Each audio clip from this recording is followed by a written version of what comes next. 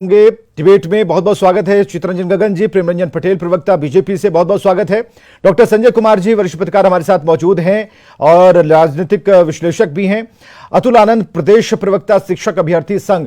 तो सबसे पहले अतुल आपसे शुरू करते हैं। अतुल, आज दिन भर जो हुआ नहीं होना था, शाम तक डिप्टी सीएम तेजस्वी यादव ने भी कहा कि जो हुआ नहीं होना चाहिए था और तेजस्वी ने डीएम से बातचीत की, उसके बाद जांच बिठा दी गई। जिसने किया है अगर वो दोषी पाए जाएंगे तो फिर यह जरूर होगा। जरा अपनी जल्द हम चाहेंगे कि बिल्कुल इसे ब्रीफ कीजिए और बताइए कि कैसे कैसे ये बात आगे बढ़ी, क्योंकि मार्च के महीने से लेकर लगातार ये चीजें आगे बढ़ती जा रही हैं।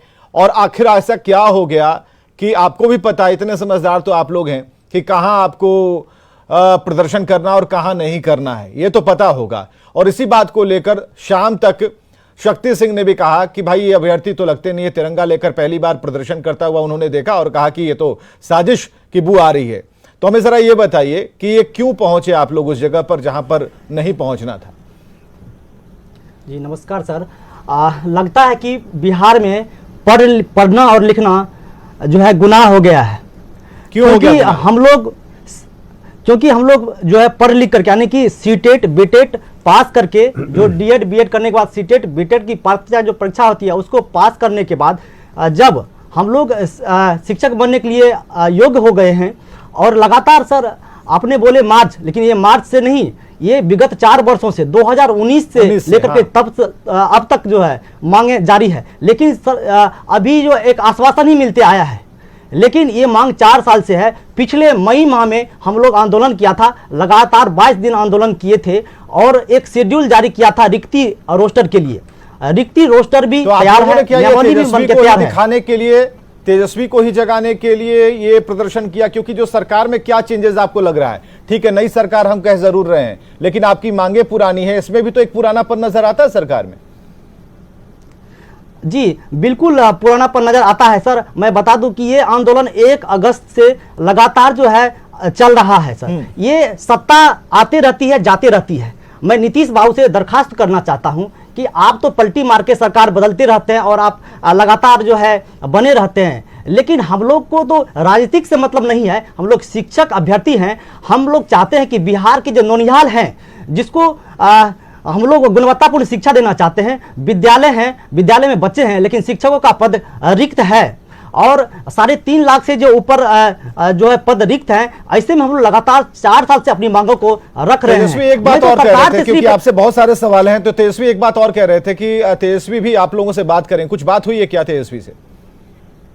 अभी तक कुछ नहीं सर। अभी कुछ देर पर एक प्रेस कॉन्फ्रेंस किए हैं, उसमें वो कह रहे हैं कि धैर्य रखने के लिए। सर मैं बता दूं सर कि अब चितरंजन गगन जी प्रवक्ता आरजेडी से काफी पुराने नेता हैं, आपकी बात को अच्छे तरीके से समझ रहे हैं। और जो आप बात कर रहे हैं कि हम 2019 से ही परेशान हैं, तो ऐसा नहीं है कि उनके तक बात नहीं आ रही होगी या आरजेडी से बिल्कुल अपने राजनीतिक कल्चर को लेकर के इसको आगे बढ़ेगी। चितरंजन गगन जी जरा बताइए, परेशानी तो है, आपको तो झलक रहा होगा, और ऊपर से डंडे भी बरसा दिए गए। सरकार की बदनामी होती है कि डंडे, आप भाई नौकरी दीजिए, नहीं तो ये डंडे मत बरसाइए। क्योंकि जिस तरीके से पीटा गया, और जो आपके ठीक है उस अधिकारी पर अगर जांच में पाए जाएंगे एक्शन हो जाएगा, लेकिन जो छवि जाती है बिहार की वो ठीक नहीं। सरकार तो आप ही की है ना।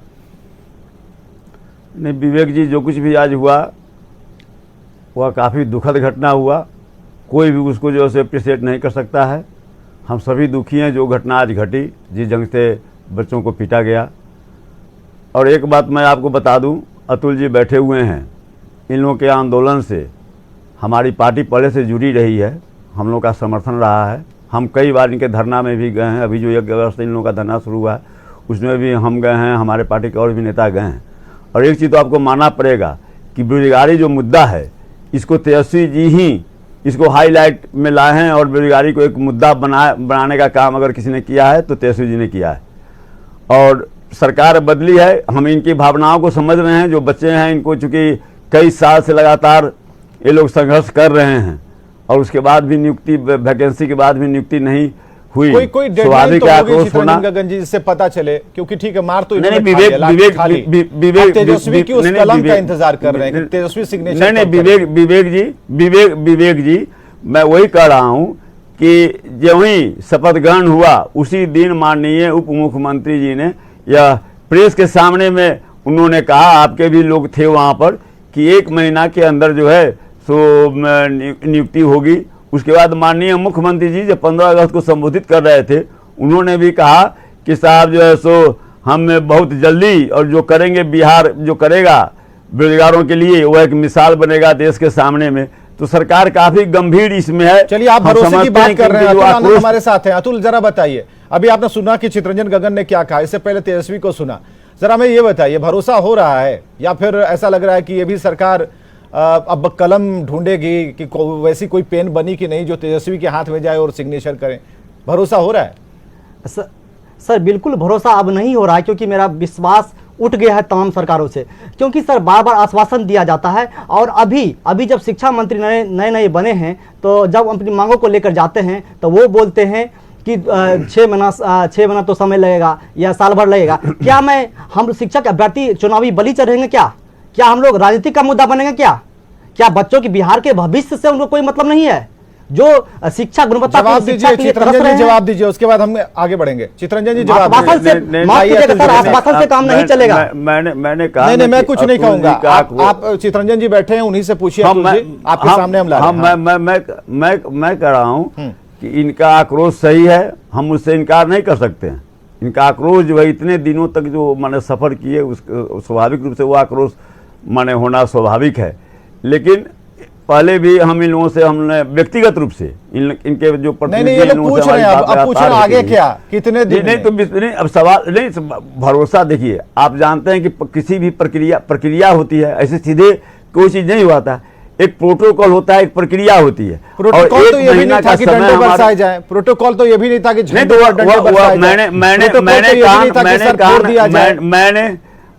मैंने कहा ना कि मैं उसकी घोर निंदा करता हूं, और तत्काल जो है सो सरकार एक्शन ली, और उसके बाद जांच कमेटी बन गई। 2 दिन का समय दिया गया, 2 दिन का समय जांच कमेटी के लिए बना, लेकिन अभी तक सरकार ने ये नहीं बताया कि अतुल कब संतुष्ट होंगे। इतने सारे जो बीटेक पास जो लोग हैं, उन्हें कब नौकरियां मिलेगी? थोड़ा सा और समय दीजिए, थोड़ा सा और समय दीजिए। प्रेमरंजन पटेल जी के पास जाएंगे कि फिर एक्सपर्ट कमेंट हमें लेना होगा। एक चीज मैं बता देता हूं, तो उसके बाद प्रेमरंजन के पास जाइएगा। देखिए, 6ठा चरण जो चल रहा है, एक लंबी प्रक्रिया चल रही है।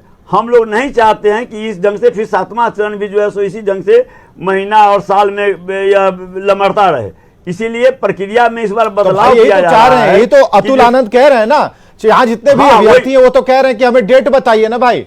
ये कोई बोलता है 6 महीना, शिक्षा मंत्री बोलते हैं 6 महीना, कोई 1 साल। नहीं, यह बताइए विवेक जी, जब माननीय मुख्यमंत्री जब बोल चुके हैं, माननीय उप मुख्यमंत्री जब डेडलाइन, वही तो ठीक है, बोल चुके हैं, कब बोल चुके, कब तक? उसमें इनकी गलती सवाल है कि मार भी खा लिया, की गलती नहीं है, मार भी खा लिया।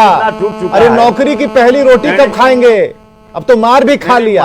नौकरी की पहली रोटी कैसे खाएंगे, कब खाएंगे? यही तो डेट मांग रहे हैं। प्रेमरंजन पटेल जी हमारे साथ है। प्रेमरंजन पटेल जी, उसके लिए हमको इशारा आपकी तरफ हो रहा है। के सवाल पर भाई, आप लोगों ने कैसे उसको पूरी तरह से हौच पौच करके रखा था? अब तो भरोसा अतुल जी को आप पर भी नहीं है, और नई वाली पर तो बिल्कुल नहीं है। विवेक जी, आप देखेंगे कि जब एनडीए की सरकार थी, तो उसी सरकार के अंतर्गत 5 चरणों की नियुक्ति हुई। 6ठे चरण की भी प्रक्रिया चल रही थी। लेकिन आज जब वही छात्र आज जब मांग कर रहे हैं कि जो हमारा प्रक्रिया चल रहा था उसको जल्द से नियुक्ति करने के लिए, तो किस प्रकार से लाठियां बरसाई गई, और वो भी तिरंगा लेकर के मांग रहे हैं, शांतिपूर्वक। कोई हंगामा नहीं कर रहे थे, कोई प्रदर्शन नहीं कर रहे थे बहुत बड़ा, किसी को नुकसान नहीं पहुंचा रहे थे। तिरंगे लेकर करके अपनी मांग, किसी को मांगने का अधिकार है, और इस प्रकार से लाठियां बरसाना। एक तरफ तेजस्वी यादव क्या कहते हैं कि मेरी सरकार बनेगी, पहली कैबिनेट में 10 लाख लोगों को नौकरी मैं नियुक्त करूंगा। हंसी आती है। मुख्यमंत्री घोषणा करते हैं 20 लाख लोगों को रोजगार दूंगा, और तिरंगा पर बोल रहे हैं। प्रतिस्पर्धा चल रही है चाचे और भतीजे में। 10 लाख तो कोई 20 लाख, और छात्र अगर जो है पटेल जी, आपने कौन सा दे दिया? प्रेमरंजन पटेल जी, आपकी सरकार थी तो आपने क्या दे दिया? अगर मान जाए कि को शुक्रगुजार होना चाहिए। नहीं नहीं, आप दोनों से नाराजगी है भाई। आपने क्या दिया? ठीक है, नई सरकार है, तेजस्वी को तुरंत कितना लेकर के चलना, यही तो जंगल राज है, यही तो जंगल राज है। और करोड़ की जांच होगी, कौन सी जांच होगी? जो पदाधिकारी फुटेज है आपके चैनल के माध्यम से फुटेज आ रहा है, उस पदाधिकारी को तुरंत मुअत्तल करके एफआईआर करें और उसको गिरफ्तार करें। वही लोग हैं से दुहार जो BHC दोनों के हाथ से सामने लाठियां में बरसाना, बच्चियों इस निर्दोष का छात्र के ऊपर, कपड़ा इस तक नौजवान फाड़ने का काम बेरोजगार किया। के ऊपर ये वही लोग हैं आज जो है सरकार है, यही लाठी गोली की सरकार के इसको सवाल कहते हैं। पर ये लाठी से अरे कम से कम आज ये होता कि जब ये छात्र पिटा रहा था, जब इसे पीटा जा रहा था, तो कम से कम सड़क पर आप लोग निकलते, कोई भी दल हो, कम से कम इसे कोई बचाता। अरे मीडिया वालों को लाठी लग गई भाई, अरे मीडिया वालों को मारा गया, झंडे का अपमान हुआ, आज दिन भर जो हुआ। हमारे साथ डॉक्टर संजय कुमार जुड़ चुके हैं। एक मिनट रुकिए भाई, हल्ला हंगामा बंद कीजिए, रुकिए, एक मिनट रुकिए, अरे रुकिए भाई, डिबेट सार्थक होनी चाहिए। डॉक्टर संजय कुमार, नौकरी तो मिली नहीं, अभी तक तो नहीं मिली है, यह संतोष का भाव है। मार जरूर पड़ी है, और मार ऐसी वैसी नहीं, आज देश के झंडे को भी मार लगी और अभ्यर्थी तो मार खाया ही। ऐसे लोगों पर जो है राष्ट्र विरोध, अरे रुक जाइए भाई, अरे रुकिए, अब आएंगे। चित्ररंजन गगन, जो कभी राष्ट्रीय ध्वज प्रेमरंजन पटेल जी, रुक जाइए, रुक जाइए। हाँ जी, डॉक्टर संजय कुमार, सवाल को आप दोहराएंगे? हाँ डॉक्टर संजय कुमार, सवाल यही है, सवाल यह है कि नौकरी मिले नहीं, कब मिलेगी इसका पता नहीं, लेकिन देश का झंडा जो है आज उसने भी पिटाई खाई, 4 डंडे लगे, बहुत अपमान की बात है, बहुत शोक की बात है। और संशोधन नहीं, पिटाई हुई है और उस छात्र को भी मारा गया। एक महीना अब प्रोटोकॉल की बात कीजिएगा, सुनिए, अरे बहुत हल्ला हो गया भाई, क्योंकि अगर प्रोटोकॉल की बात कीजिएगा तो लाठी वाला प्रोटोकॉल भी बताएंगे कि कमर के नीचे या कमर के ऊपर। सुनने दीजिए, सुन प्रोटोकॉल मत सिखाइए। देखिए, हाँ मैं जरा बता देता हूं, चित्ररंजन भाई भी इसको ध्यान से सुनेंगे। पुलिस मैनुअल में या जो प्रोटोकॉल है कि इस तरह की जो भीड़ होती है, उस भीड़ पर अगर लाठी चार्ज करने की भी स्थिति हो तो कमर के नीचे आपको लाठी चार्ज करनी है। कमर के ऊपर अगर कहीं भी लाठी चार्ज आप करते हैं तो यह फैटल माना जाता है, मतलब कि अटेम्प्ट टू मर्डर की श्रेणी तक ही आता है। उस लड़के पर जिस तरह से लाठियां लगातार बरसाई गई, कान से वो ब्लीड कर रहा था, कान ब्रेन के बहुत नज़दीक होता है। अब ब्रेन कितना उसका इफेक्ट किया ये तो मैं नहीं कह सकता हूँ, ये तो जरा सा उसके MRI के रिपोर्ट के बाद ही कुछ बताया जाएगा। लेकिन क्या वो दृश्य लग रहा था कि भारत में इस तरह से किसी बच्चे की पिटाई हो रही है? ये देश का वो नागरिक है या ये देश का बच्चा है? और दूसरी बात, ठीक है, अगर उसके हाथ में तिरंगा झंडा था, कहीं से भी वो गाइडेड था, किसी से भी गाइडेड था, क्या तिरंगा झंडा पार्टियों में बटा हुआ है क्या? ये तिरंगा झंडा तो सबका है।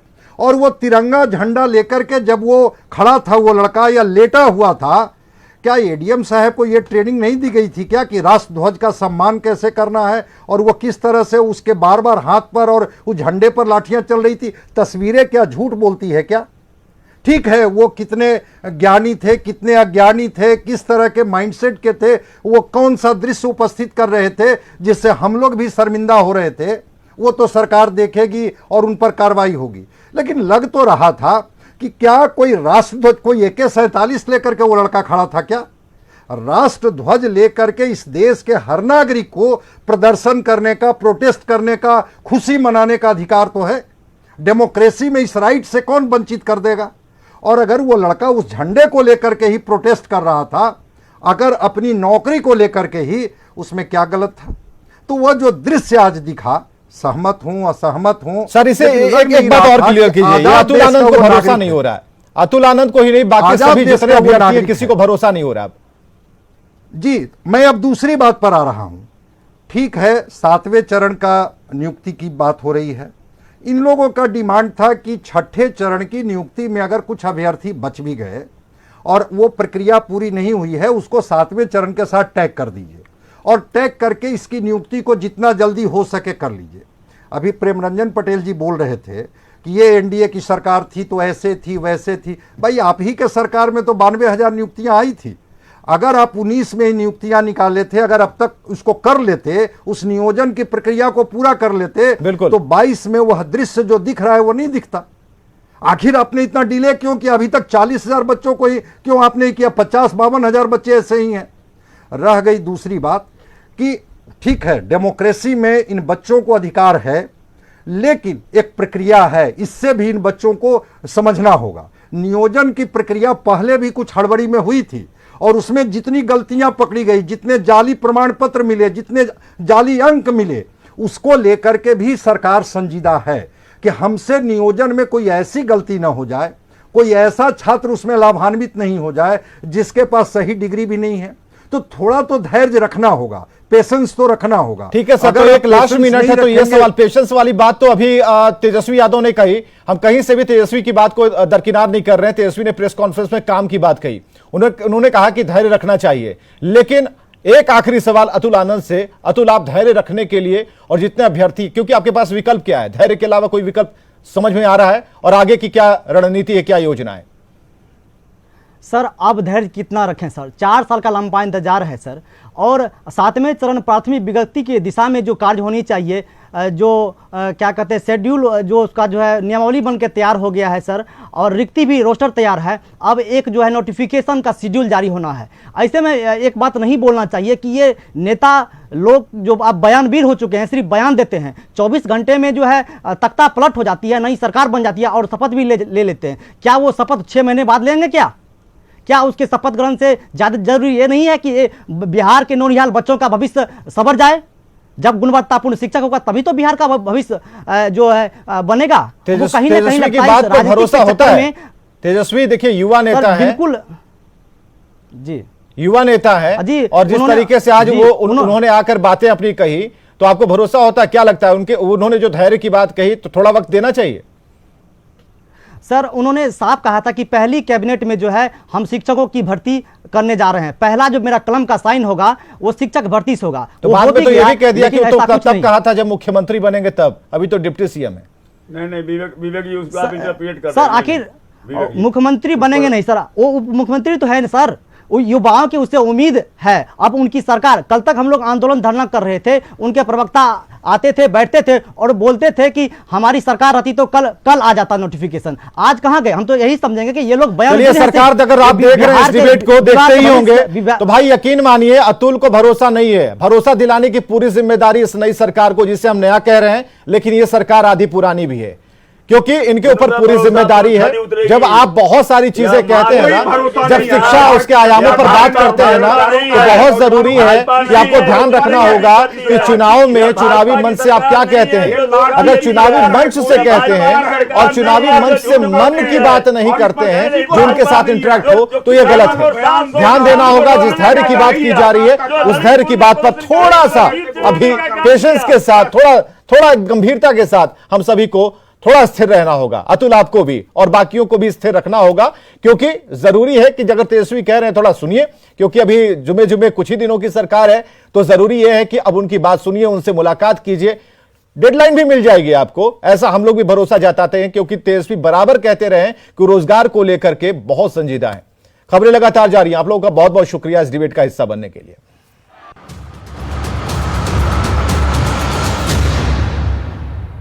पिट गई है। शिक्षक की पिटाई का यह वीडियो सोशल मीडिया पर काफी वायरल हो गया है।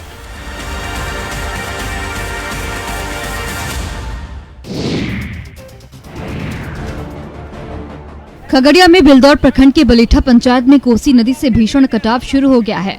लाखों रुपए की लागत से बना प्रसिद्ध दुर्गा मंदिर भी कटाव की जद में आ गया है। जल संसाधन विभाग की ओर से कटाव निरोधक कार्य की शुरुआत कर दी गई है। फ्लड फाइटिंग के तहत 30 मजदूर को काम पर लगाया गया है, जो बोरे में मिट्टी को डालकर नदी के किनारे बैरिकेडिंग के कार्य में लगे हुए हैं, जिससे कि कटाव की गति को कम किया जा सके। कटाव कार्य का निरीक्षण खुद जल संसाधन विभाग के अधिकारी कर रहे हैं। हालांकि ग्रामीणों का कहना है कि बोल्डर पिचिंग के माध्यम से कटाव निरोधक कार्य होगा तो गांव सहित मंदिर को बचाया जा सकता है। अब तक कई मकान नदी के आगोश में समा चुके हैं, वहीं खेत भी कटकर पानी में बह गए हैं, जिससे किसानों के आगे कई परेशानियां खड़ी हो गई हैं। वहीं कटाव को देखकर लोग अब पलायन करने को मजबूर हैं। कार्यपालक अभियंता, सहायक अभियंता और कनिया भी तीनों आदमी हम लोग को आदेश दिए हैं कि वहाँ जितना जल्दी हो आप प्रोटेक्शन का कार्य चालू कीजिए, फ्लड फाइटिंग। गोड्डा के हरिपुर उत्क्रमित मध्य विद्यालय गरबन्ना में मिड डे मील की राशि आवंटन के मामले में स्कूल के हेडमास्टर और टीचर ने घोटाला कर दिया। कुल 149 बच्चों को राशि दी जानी थी, लेकिन स्कूल प्रशासन ने उपस्थित नहीं होने पर मात्र 108 बच्चों को ही राशि दी, जिसके बाद बच्चों और अभिभावकों का गुस्सा फूट पड़ा। नाराज अभिभावक और बच्चों ने स्कूल की प्रधानाध्यापिका और शिक्षकों को ही स्कूल में घंटों बंधक बना दिया। मामला इतना बढ़ गया कि पुलिस को इसमें दखलंदाजी करनी पड़ी। काफी मशक्कत के बाद हंगामा शांत हुआ। बच्चों और अभिभावकों की मांग है कि सभी बच्चों के बीच बराबर तरीके से राशि का आवंटन हो। बताया गया है कि कोरोना काल में बच्चों को मध्याह्न भोजन का आवंटन नहीं किया गया था।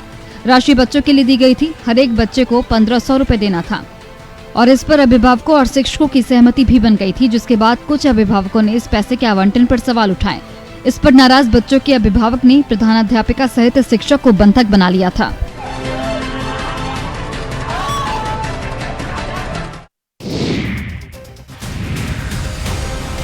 मुंगेर के मध्य विद्यालय सरोना बदहाली का शिकार है। इस स्कूल में संसाधनों का अभाव है।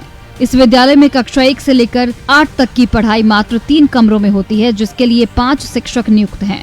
उसमें से भी 2 विद्यालय से बाहर हैं। एक शिक्षक प्रतिनियुक्ति पर है और दूसरा शिक्षक ट्रेनिंग पर है।